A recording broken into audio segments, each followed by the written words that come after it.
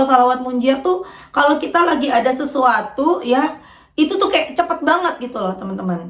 Dan itu bukan ujian, lagi-lagi itu bukan ujian teman-teman. Tapi ketika kita baca salawat, apa yang menjadi kebutuhan kita itulah yang akan segera terjadi. Itu yang benar-benar. Bismillahirrahmanirrahim. Alhamdulillahirabbil alamin. Allahumma shalli ala sayyidina Muhammad wa ala ali sayyidina Muhammad. Assalamualaikum warahmatullahi wabarakatuh. Halo teman-teman, apa kabar? Mudah-mudahan teman-teman selalu dalam lindungan Allah Subhanahu wa taala. Amin ya rabbal alamin.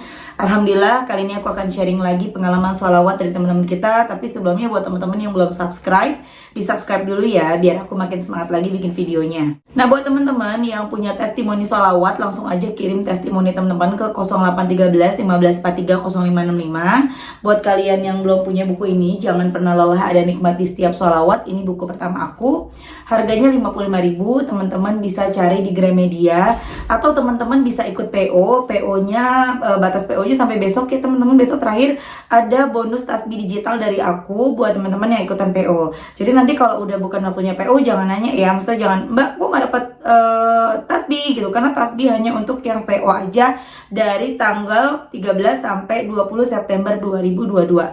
Lewat dari tanggal 20 udah nggak ada ya. Nah, langsung aja akan aku bacain testimoninya. Ini dari Mbak Ci nih teman-teman. Mbak Ci ini ngubungin aku dari bulan Juni 2022 ya, bulan Juni ini. Tapi aku tuh belum baca-baca sampai akhirnya Mbak Ci ini ngubungin aku lagi dan baru aku baca di bulan September ini. Aku baca dari awal ya. Assalamualaikum Mbak Mel. Waalaikumsalam. Maaf mengganggu waktunya. Mau nanya amalan apa yang bisa aku amalin biar barangku yang hilang bisa balik lagi atau ketemu Mbak. Pakai sholawat bisakah? Atau ada amalan lain? Ijazah SMK aku hilang Mbak Mel. Sebenarnya udah lama, tapi aku nggak berani bilang ke orang tua, takut kena marah. Dan sekarang aku butuh ijazah itu buat syarat PPPK.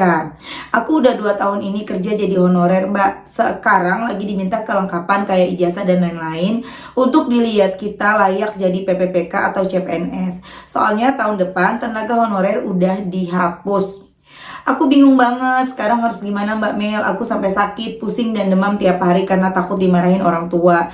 Please Mbak Mel, selain salawat, amalan apa lagi yang harus diamalin biar ijazahku ketemu? Nah, itu bulan Juni teman-teman. Bayangkan Juli, Agustus, September aku baru baca chat dari Mbak Ci ini. Jadi teman-teman, buat kalian yang udah nge-WA aku tapi aku tuh nggak jawab-jawab, nggak ngebuka-buka DM kalian, chat kalian ya, WA kalian, mohon maaf banget, tolong mengerti karena memang banyak banget teman-teman yang di DM aja mungkin udah hampir 10 ribuan DM, yang di WA itu ada sekitar 3 ribuan WA. Jadi mohon banget please teman-teman jangan marah ya kalau aku nggak bisa buka semua chat kalian ya.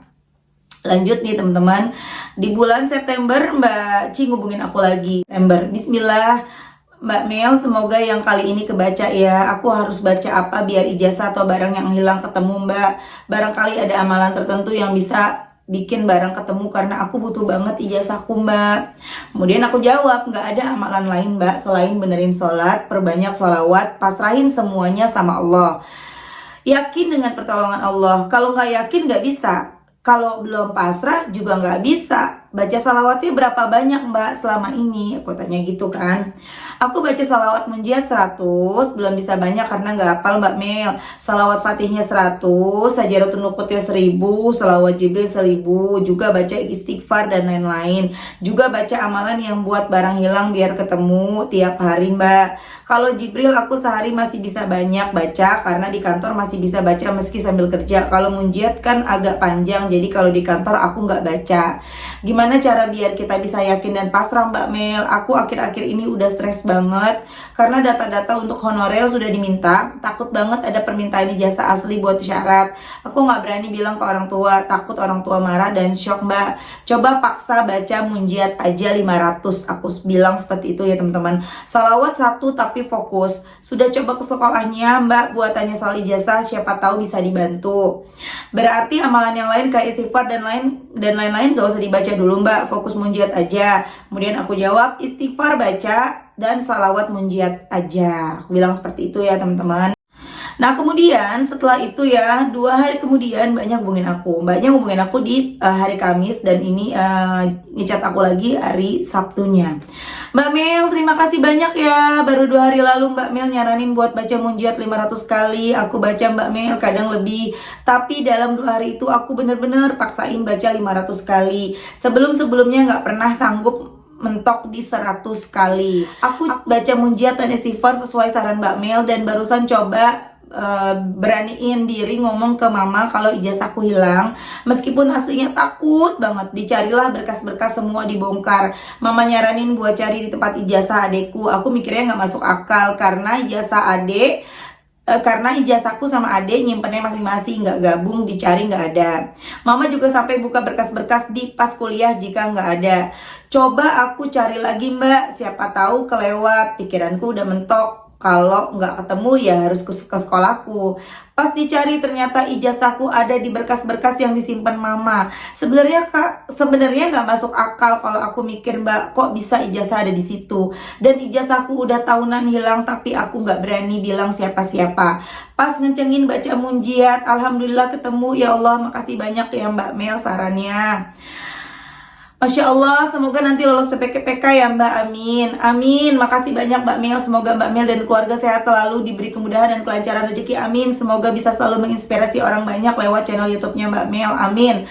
Mbak, maaf aku nggak bisa balas kebaikan Mbak Mel, cuma bisa bilang makasih, Allah yang balas kebaikan Mbak Mel. Amin, sama-sama Mbak. Mbak kemarin baca munjiat aja 500 atau ada yang lain? Mbak bacanya sambil aktivitas atau sekali duduk? Aku ikutin saran Mbak Mel, baca munjiat aja 500. Kemarin sempat lebih tapi nggak aku itu. Salawat yang lain aku nggak baca dulu Mbak, diselingi baca istighfar. Dan aku juga tetap baca amalan-amalan yang buat barang hilang Mbak Mel. Bacanya sekali duduk Mbak, karena aku nggak hafal munjiat, jadi harus sambil baca. Kalau di perjalanan atau lagi aktivitas, aku stop dulu munjiatnya, aku baca Jibril atau Sajaratun Nukut. Selang-seling tapi nggak hitung. Begitu di rumah langsung sambung munjiat lagi. Masya Allah, pas jam 1 pagi tadi aku kebangun gak bisa tidur. Aku baca Yasin dan Waqiah juga, tapi cuma sekali, gak banyak. Aku nazar kalau ijazahku ketemu aku mau berbagi uang, meskipun gak banyak tapi masih belum aku bagiin uangnya. Masya Allah, semoga istiqomah sama salawatnya supaya jadi benteng diri buat istiqomah ngerjain amal ibadah lainnya, amin. Mudah-mudahan bisa istiqomah. Teman-teman, itu tadi testimoni dari Mbak Ci, dahsyat banget ya salawat munjiat. Jangan sampai teman-teman gak ngamalin ya. Minimal tiap habis sholat tuh 10 kali, atau kalau kelamaan 10 kali ya 3 kali aja. Ya, mudah-mudahan itu menjadi wasilah doanya teman-teman cepat diijabah. Nah teman-teman, salawat memang ya aku pernah diajarin sama Habib yang ada di dekat sini, yang dekat aku, yang aku suka belajar sama beliau. Beliau bilang salawat itu cukup 1, tapi istiqomah. Karena aku juga dulu sempat bingung, Habib, aku bingung gitu. Aku tuh suka salawat Jibril karena salawat Jibril tuh mudah. Tapi aku juga suka salawat munjiat. Gimana dong gitu? Ya Habib bilang ke aku, kembali lagi, kita kalau mau suka sama baju udah banyak ya kan, baju udah banyak, salawat ada banyak.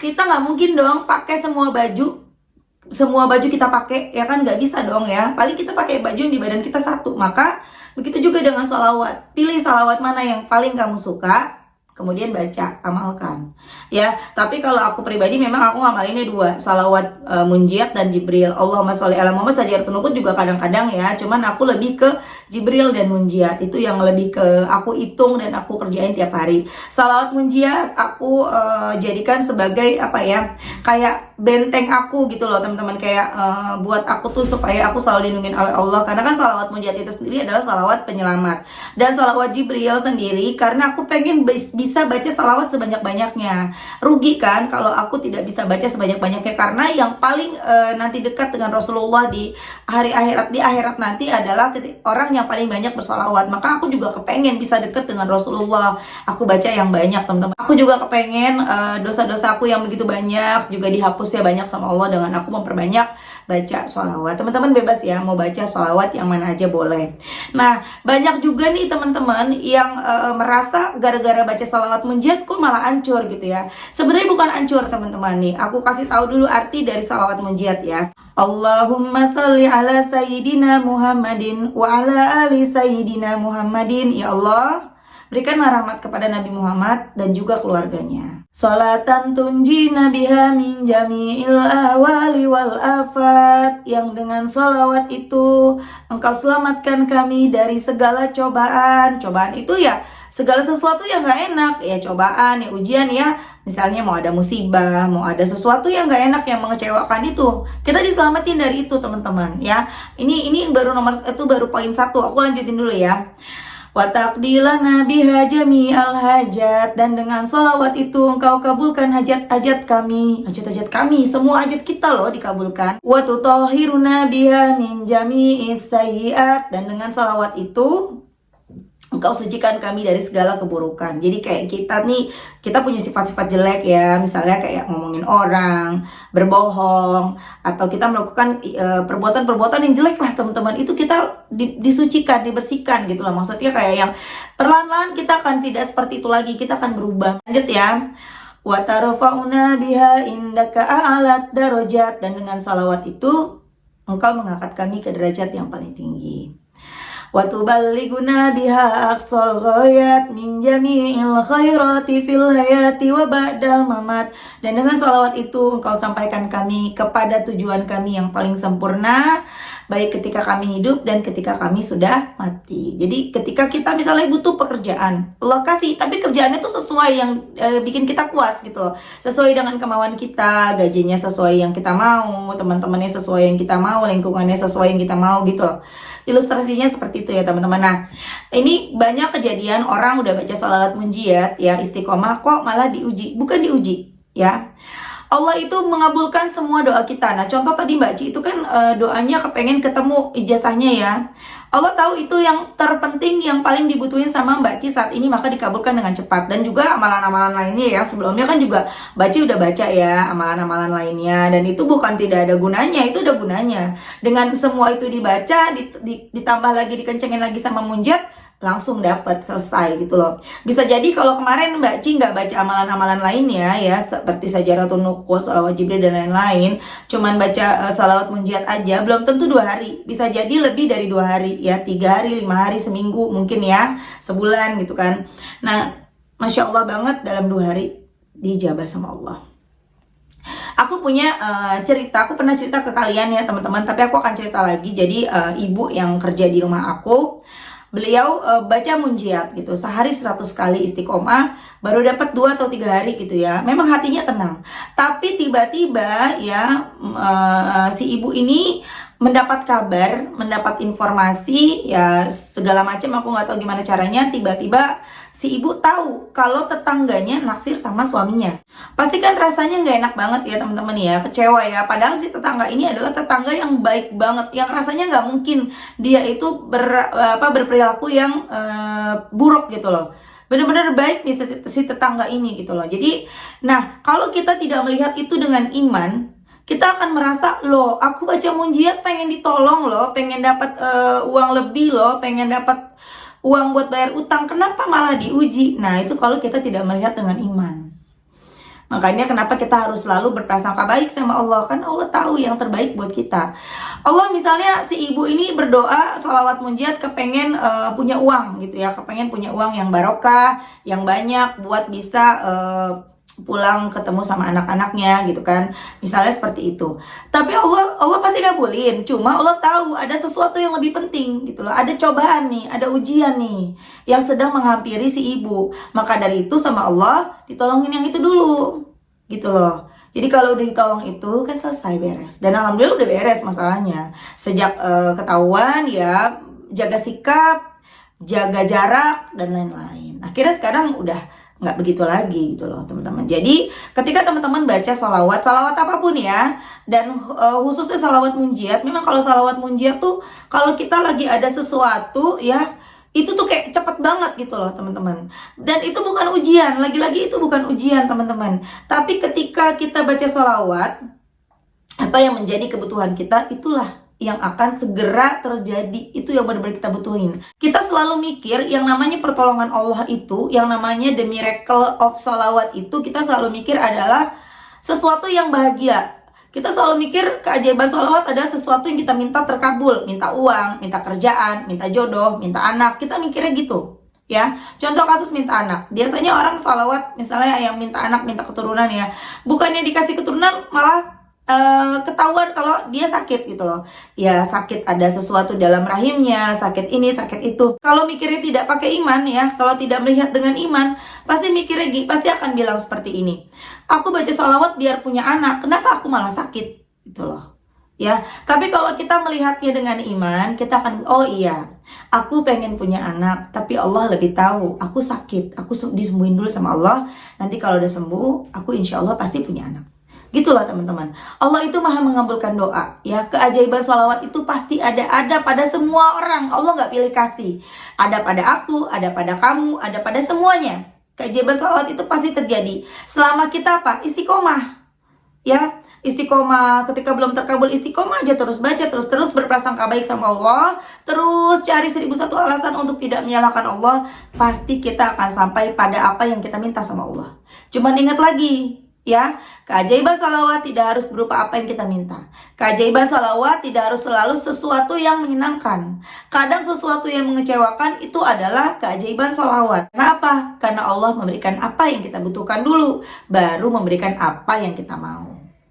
Ya, Allah memberikan apa yang kita butuhkan, yang paling penting pada saat itu buat kita. Kita minta utang lunas, ketahuan deh suami misalnya di belakang kita, itu bukan ujian tapi itu adalah pertolongan. Biar beres dulu masalah sama suami. Kita mintanya pekerjaan, kita mintanya uang buat segala macam lah, pengen beli ini beli itu, tapi kita malah bermasalah sama keluarga kita. Misalnya kita malah ribut sama saudara kita, sama ipar kita, sama mertua kita, atau misalnya ketahuan kita lagi diomongin di belakang atau apa. Nah itu Allah tuh pengen ngasih tahu itu dulu, nyelesain masalah itu dulu. Udah selesai masalah beres, doa kita tuh apa? Qabul. Ya teman-teman ya, jangan pernah berprasangka buruk sama Allah ya, karena Allah mengikuti prasangka hambanya. Ketika kita mulai down, capek, kok begini terus kehidupan, ya Allah capek banget, utang gak lunas-lunas, capek banget ya Allah, besok makan apa ya Allah, besok makan apa ya Allah. Kalau kita berhenti salawat, kita berhenti sholat, kita berhenti berharap sama Allah, bahkan kita menyalah-nyalahkan Allah, terus kita mau minta tolong sama siapa lagi? Udah gitu aja sih. Ya, contoh nih, teman-teman misalnya mau minta tolong nih, ya, mau minta tolong sama teman atau sama tetangga. Teman-teman pastinya mau minta tolong baik-baikin tetangga dong, nggak mungkin kan kita bersikap buruk sama tetangga, dibaikin tetangganya, bersikap baik terus berharap dia akan mau menolongin kamu gitu misalnya. Tapi kalau dia nggak nolongin juga, teman-teman capek nih. Capek deh baik-baikin dia nggak mau nolongin lah, bodo amat deh, nggak mau baik-baik sama dia lagi misalnya. Ya udah, dia juga nggak akan minjemin teman-teman. Misalnya teman-teman minjem duit gitu, ya nggak akan dipinjemin juga. Tapi ketika teman-teman terus baik sama dia dengan tulus, akhirnya tetangga itu terenyuh hatinya. Ketika dia ada rezeki, dia bisa membantu kamu. Kan seperti itu ilustrasinya ya. Oke teman-teman, terima kasih udah nonton. Semoga bermanfaat dan jadi motivasi buat teman-teman. Kita doakan semoga Mbak Ci segala doanya dikabulkan sama Allah, segala dijabah sama Allah, amin. Bisa jadi PNS ya Mbak Ci ya, amin amin ya rabbal alamin. Assalamualaikum warahmatullahi wabarakatuh.